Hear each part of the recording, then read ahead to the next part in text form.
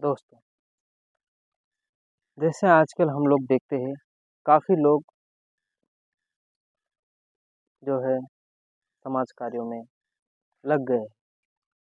सबका अपना एक नज़रिया है, सबकी अपनी एक सोच है कि हम लोग समाज कार्य करें, लेकिन किस तरह का समाज कार्य? तो कोई कहेगा हम पुण्य करना चाहते हैं। अब पुण्य के तौर पर हम लोगों के आम तौर पर कुछ ही भाषाएं हैं जिन्हें हम पुण्य की गिनती में पकड़ते हैं, जैसे कि अन्नदान करना। अभी अन्नदान करना ये लोग इसे काफ़ी पुण्य की एक श्रेणी में रखते हैं, ये पुण्य का काम है। लेकिन मैं कहना चाहता हूँ ये पुण्य का काम है अन्नदान करना। ये किस ग्रंथ में लिखा है या किस पुस्तिका में लिखा है? ये तो कहीं लिखा हुआ है नहीं कि अन्नदान करिए।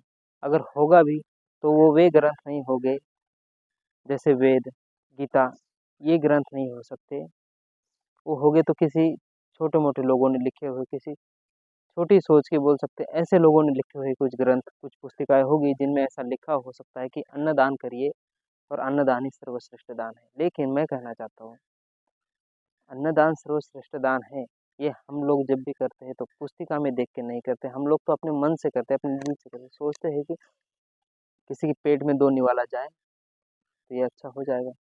इस सोच से करने वाले कुछ लोग हैं, और कुछ लोग ऐसे हैं जिनके घर में क्लेश चलता है, झगड़ा चलता है, और जिनको व्यापार में मतलब वृद्धि नहीं होती, या व्यापार उनका धँसने लगता है हुआ, या घाटे में चले जाते हैं, जिनकी ज़िंदगी एक तरह से अच्छी नहीं चल रही होती, वे लोग अन्नदान करवाते हैं। तो उनके पीछे एक विशिष्ट कारण होते हैं, जैसे कि वो किसी साधु महात्मा के पास गए और साधु महात्मा से बोले कि हमें इस तरह की अड़चनें आ रही है, इस तरह के हमारे सांसारिक जीवन में तकलीफ़ें आ रही हैं।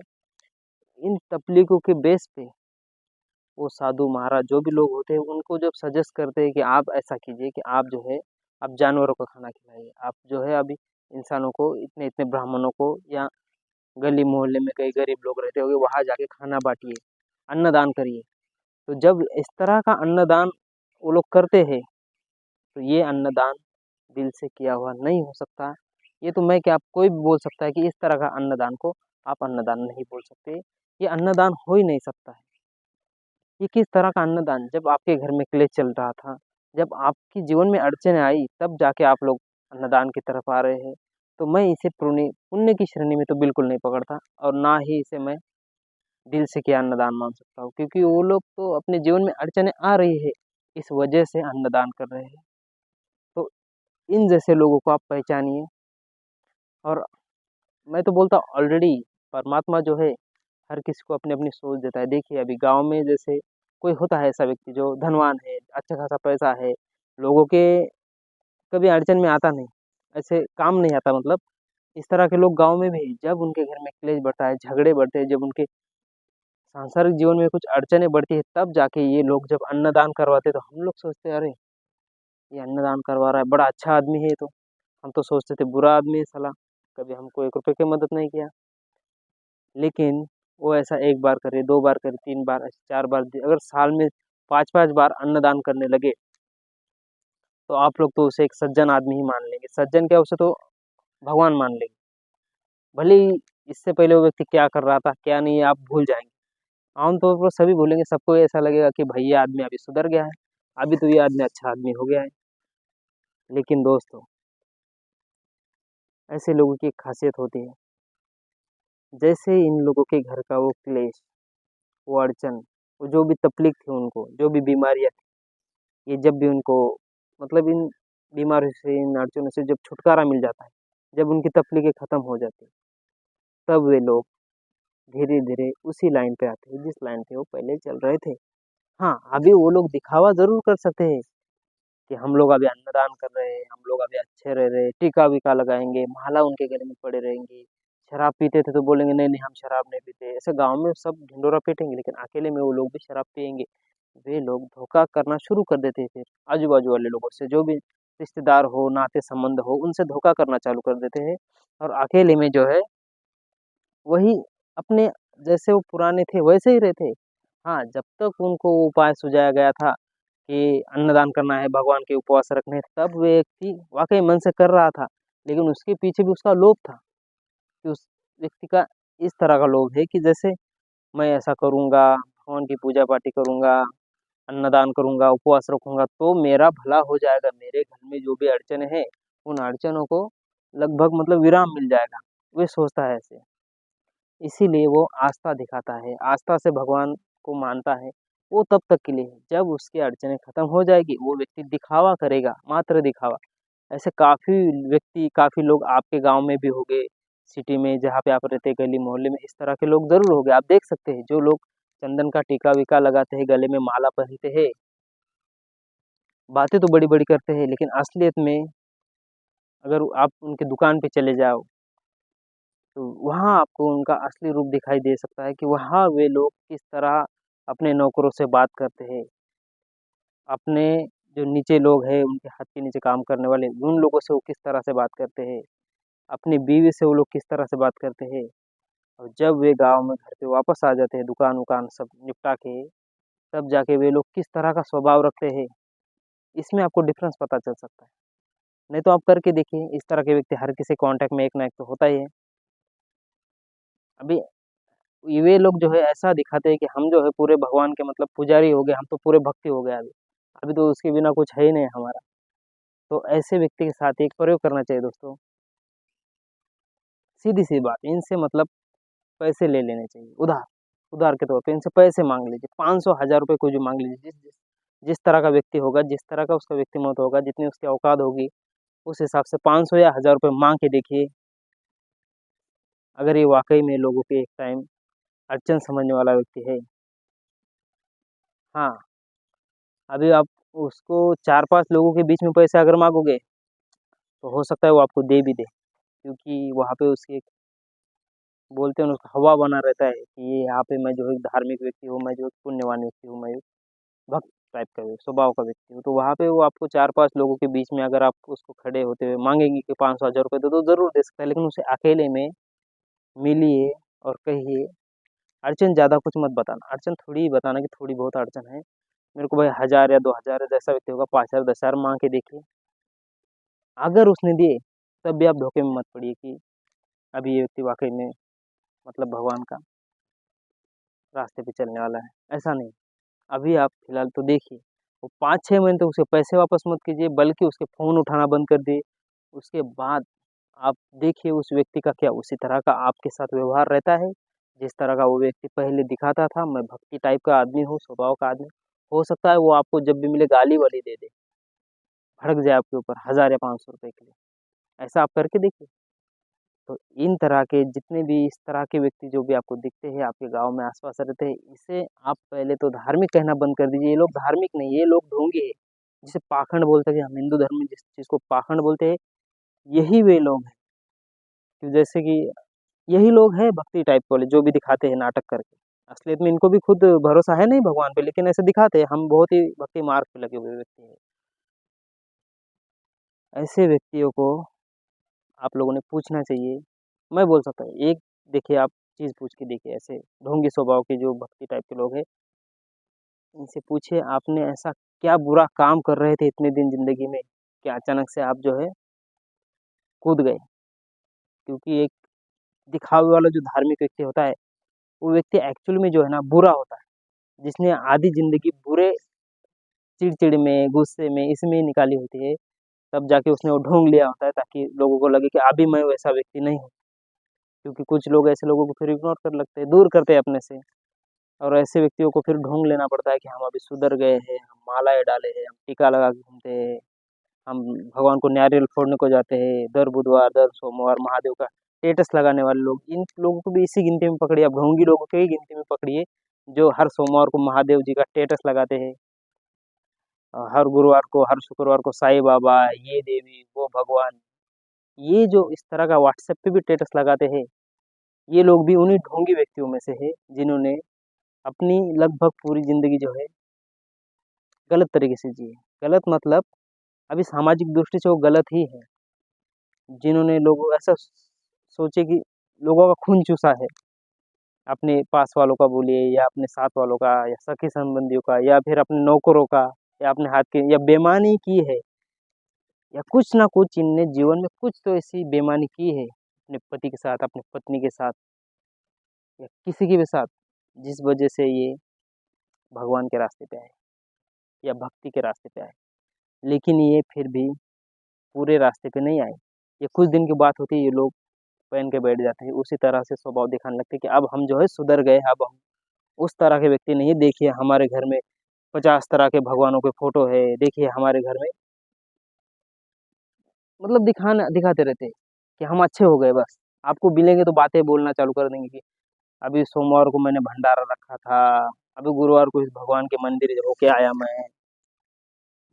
ऐसे लेडीज भी और ऐसे आदमी भी, जितने भी लेडीज और जेंट्स इस तरह की बातें करते हैं, पक्का समझ लीजिए ये ढोंगी व्यक्ति। अभी इनसे दूर रहना है या पास जाना है, आपके ऊपर डिपेंड है। हो सकता है अगर मेरी तरह ही आप लोगों की भी सोच हो तो आप लोग ऐसे व्यक्तियों को बदल डालें। हो सकता है वो व्यक्ति ही बदले। अगर आपके जीवन में अगर इम्पोर्टेंट है इतना व्यक्ति, इस तरह का ढोंग रचने वाला, तो आप उसे सत्य की बातें बता के बदल भी सकते हैं। लेकिन ये उस व्यक्ति के ऊपर डिपेंड है कि ये व्यक्ति किस तरह का है। हर कोई आपकी बात तो सुनेगा नहीं। वैसे कुछ ही लोग होते हैं जिन्हें पता होता है कि भगवान क्या चीज़ है, जो आप लोग समझ रहे हैं उस तरह की बात नहीं। अगर मैं दुख में हूँ, मैं अगर पीड़ा में हूँ, तो मुझे उसके मंदिर जाके माथा टेक के 2-3 नारियल फोड़ के 5-6 उपवास रखने की ज़रूरत नहीं है। इस तरह का वो शक्ति है जिसने हमें बनाया है। उसके लिए इस तरह से उसके मंदिरों के चौबारों से, मतलब लोग घुटनों पे चलते हुए लोगों को देखा है मैंने। अब ये कोई भगवान है या कोई राक्षस है जिसे प्रसन्न करने के लिए आदमी को घुटनों पे चल के जाना होगा? मतलब बताओ, ये 2 हाथ 2 पैर दिए इतने अच्छे भगवान ने, अगर उसी भगवान से मिलने के लिए आदमी को घुटनों पे जाना होता तो फिर भगवान ने पहले तुम्हारे पाँव घुटनों तक नहीं दिए होते क्या? घुटनों से ही चलते फिर सब लोग, ऐसे गोल गोल घुटनों पे चल रहे हैं, मंदिरों की सीढ़ी क्या चढ़ने की जरूरत थी फिर? अरे भगवान ने अगर अच्छे पैर दिए हैं तो कुछ सोच समझ के दिए होंगे कि कैसे चले आदमी, कैसे ठीक ठाक। तो ऐसा बना है तो ऐसे ही जाइए अगर जाने का हो तो भी, वरना भगवान ने आपको बुलाया नहीं। ज्यादातर लोग तो जीवन में जब अड़चन आती है तभी जाके भगवान का मंदिर उनको याद आता है। तो ऐसे लोगों को ही मैं पाखंडी और ढोंगी बोलता हूँ।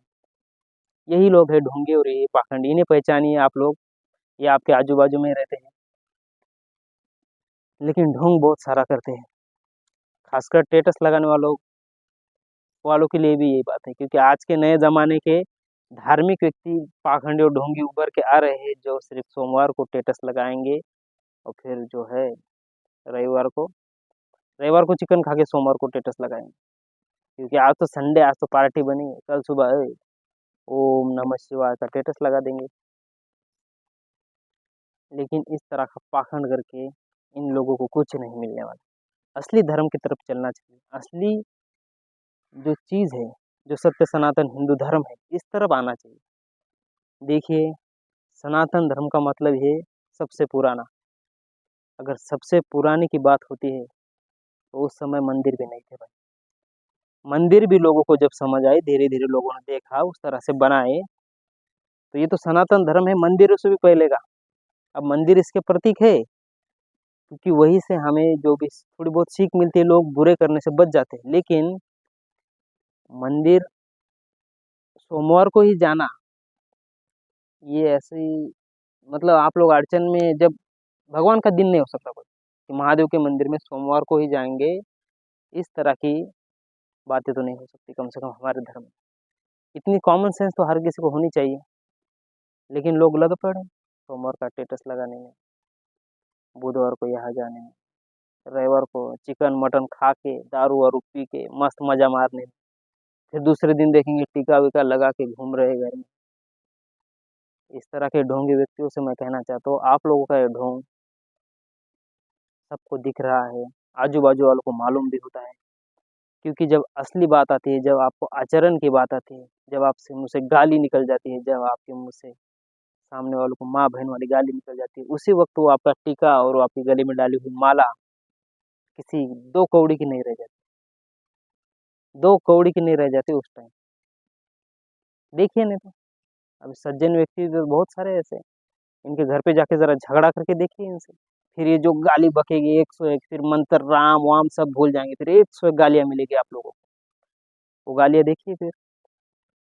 इस तरह के धार्मिक व्यक्ति को अगर आप धार्मिक कहते हैं, जो 2 मिनट में गुस्सा आ जाने पे सामने वाले को गाली बकता रहे, ये धार्मिक नहीं। धार्मिक वो, मैं ऐसा भी नहीं बोलना चाहता जो गालियां नहीं देते वो धार्मिक है, नहीं।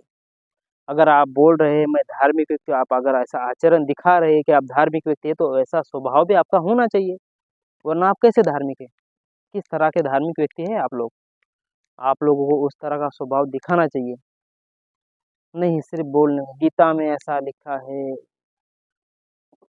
हम तो शरीर मात्र नहीं है, हम तो अनंत है, हम तो निराकार है, हम तो विराट रूप है, हम तो ब्रह्मा, क्या क्या बोलते हैं लोग, क्या मैं बोलूं।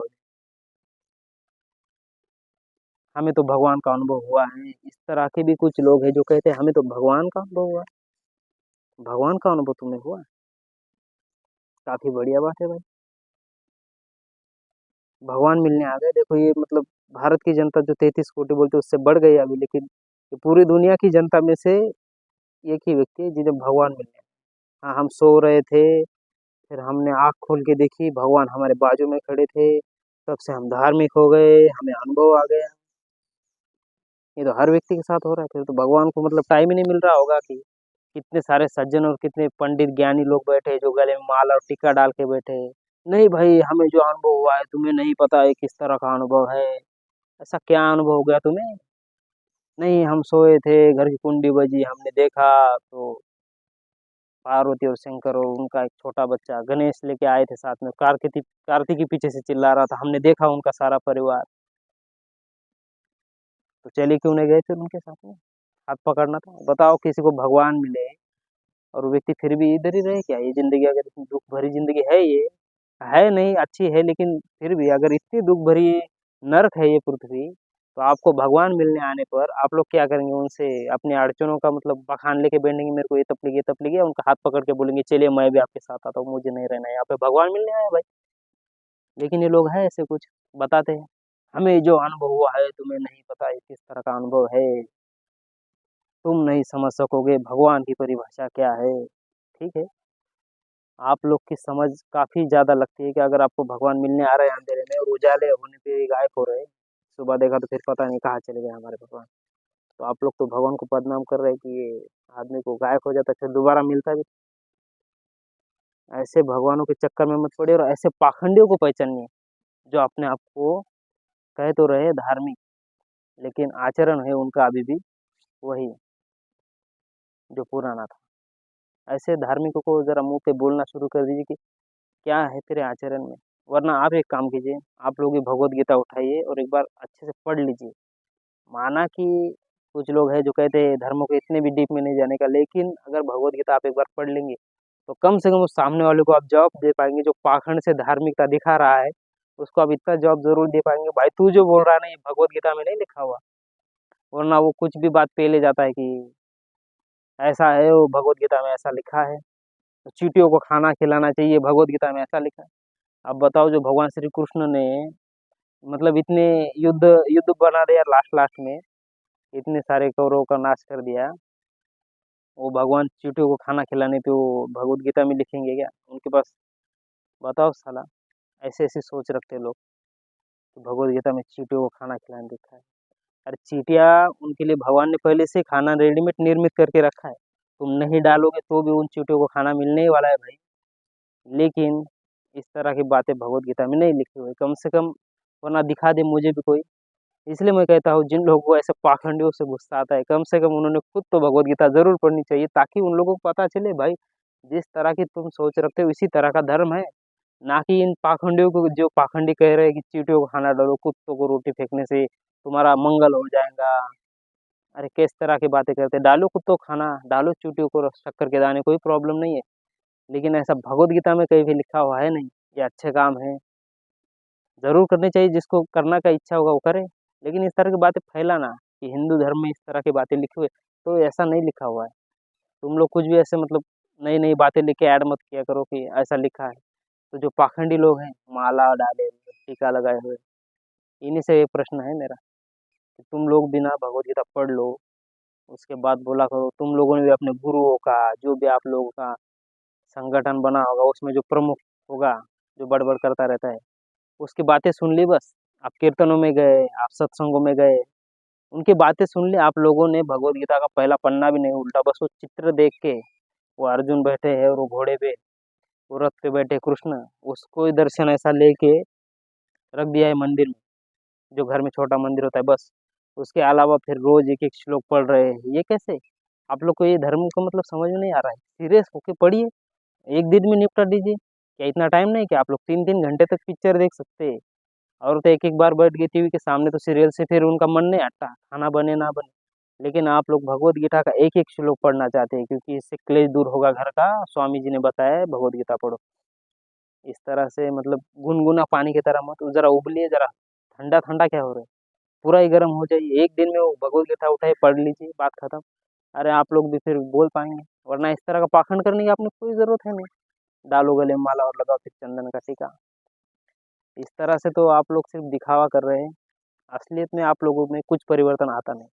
ये उन पाखंडियों लोगों के लिए जो व्हाट्सएप पे स्टेटस लगा रहे हैं, हर सोमवार अलग अलग। फिर बीच में अगर किसी सोमवार को ही छुट्टी मिल गई इनको ऑफिस से, जॉब से, काम से, तो फिर वो सोमवार को ही पीने बैठ जाएंगे। फिर उस टाइम उनको याद नहीं आएगा कि सुबह आपने स्टेटस लगाया है, भगवान का दिन है। ऐसा नहीं। बस इतना ही कहना है मेरा। चलिए, नमस्कार।